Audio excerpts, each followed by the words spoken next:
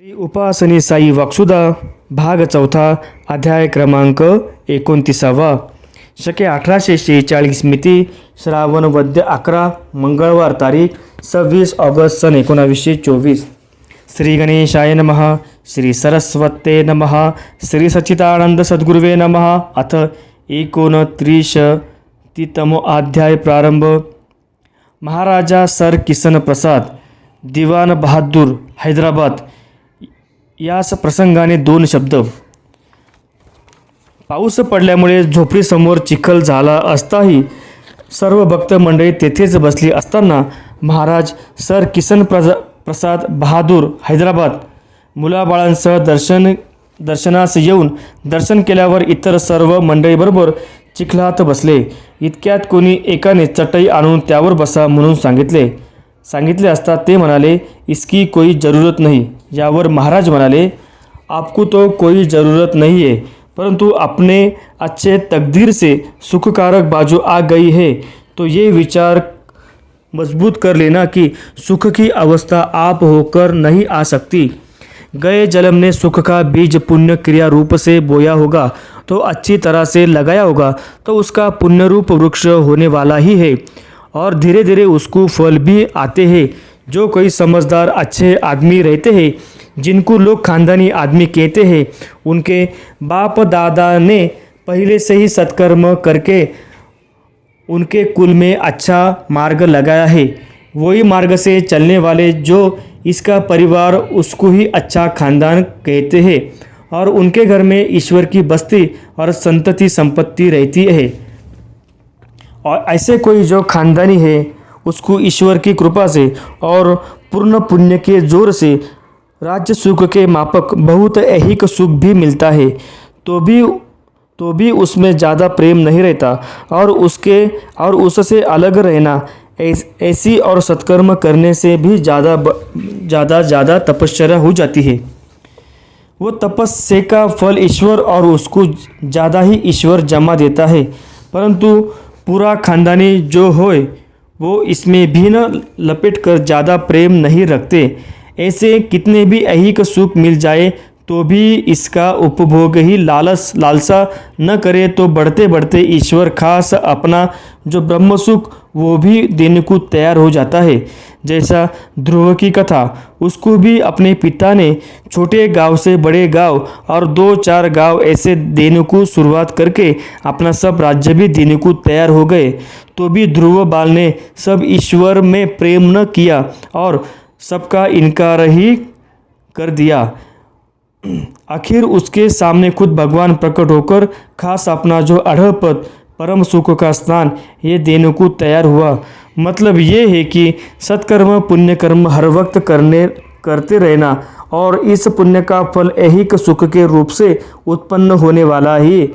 वो जैसा सुख आ जाए और उसका स्वीकार न करे तो और पुण्य की क्रिया करने बिना ही आपसे पुण्य बढ़ाता ही है और यही पुण्य ब्रह्म सुख पर ले जाता है. वैसा ही आपका महिमा ख्याल में आ जाता है.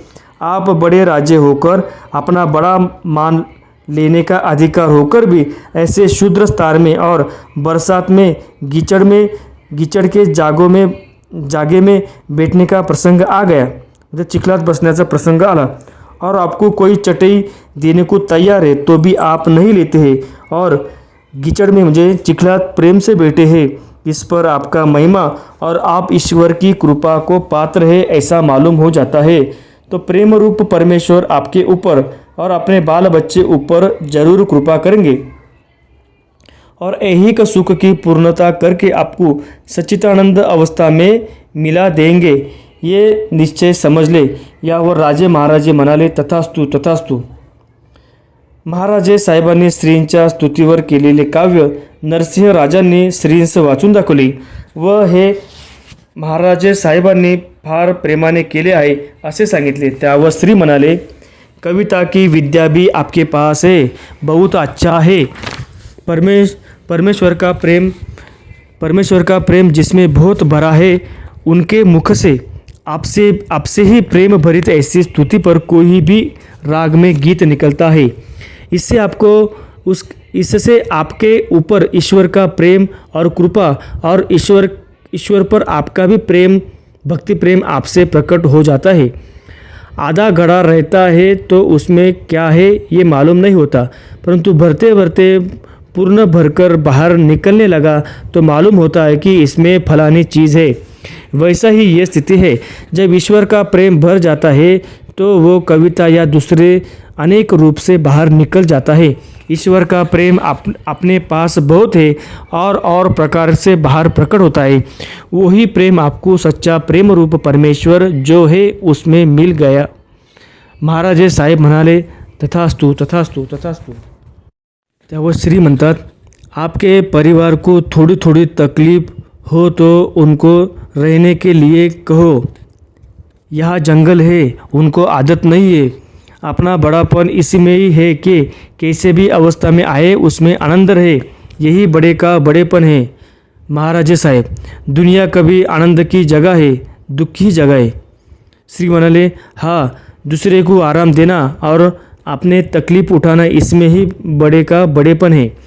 महाराज साहेब, गुरु नानक ने कहा है कि मेहंदी खुद पिसती है और दूसरों को लाली पहुँचाती है। श्री म्हणाले, ऐसी ही सत अवस्था है। अपने को जीजना पड़ता है तो ही दूसरे को फ़ायदा पहुँचता है। दूसरे को जो फ़ायदा होता है वो अपना ही फ़ायदा समझना चाहिए। राजा नरसिंह राजांनी श्रीस विनंती केली की महाराजांच्या मोठ्या राणी साहेबांनी विचार केला की येथील ब्राह्मण मंडळीस भोजन द्यावे। त्यावर महाराज म्हणाले, परमेश्वर के पास सब ब्राह्मण ही है। या हजारों लोगों को खाना खाने का प्रसंग आया है, परंतु अभी खाना पकाने वाला कोई नहीं है। इसलिए चाहिए उतना प्रसाद बनाकर सबको बांट दिया जाए, वही अच्छा है। असे बोलून सर्वांस आपल्या बिराडे जाऊन आज्ञा दिल्यावरून सर्वजण गेले। कोणीही राजविलासी व राजदरबारी असे जे पुण्यपुरुष त्यांच्या पुण्यप्रभावाने त्यांच्या ठिकाणी ऐश्वर्य व असलेली सात्विक वृत्ती यावरून निश्चयाने समजावे की अशा कोणाही स्त्री पुरुषांवर परमेश्वराची पूर्ण कृपा व सत्पुरुषाचाही पूर्ण आशीर्वाद असला पाहिजे व कोणत्याही पूर्व काळात ते परमेश्वराचे पूर्ण भक्त असले पाहिजे। भगवान म्हणतात, जो कोणी पूर्ण निष्किंचित व पूर्ण सात्विक आशांच्या हृदयात जसा मी वास करतो त्याचप्रमाणे सात्विक ऐश्वर्यवान जो माझा भक्त त्यांच्यातही माझा वासच असतो। अशा पुण्यपुरुषांचे दर्शन किंवा त्यांचे वर्णन सर्व प्रकाराने कल्याणकारकच असते। अशाच पुण्यपुरुषाबद्दल या अध्यायात जे काही 2 शब्द बोलले गेले आहेत ते कोणी भक्तिश्रद्धेने पठण श्रवण करतील तर त्या पुण्यपुरुषांच्या पुण्याशांचा परिणाम पठण श्रवण करणाऱ्यांवर होईल।